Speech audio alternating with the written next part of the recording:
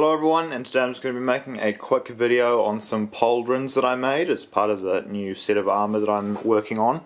As you can see, we just got some some basic plates for the shoulders here.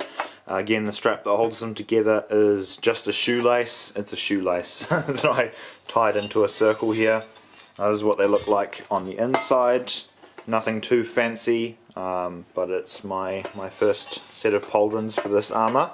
I don't know whether we'll keep these as the thing or not. They have a tendency to want to slide forward if you lean with it. They sort of cross like that, which isn't good. So I'll have to figure out how to attach them properly after that. You can get your head through this little square and then they go over the shoulders. Not too bad, not the best, but still pauldrons.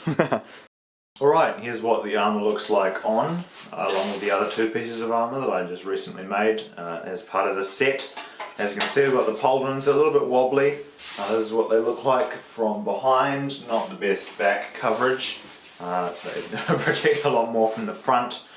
Obviously this isn't particularly practical armour. It's alright, it's not too bad. It's my first attempt at making pauldrons with this type of metal.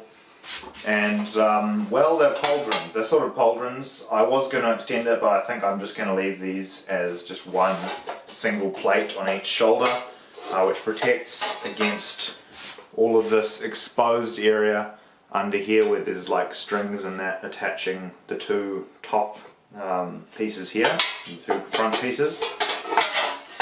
So now I've got the pauldrons, what was it, supposed to be a gorget, but is more just like the upper chest plate now, and the cuirass, of course.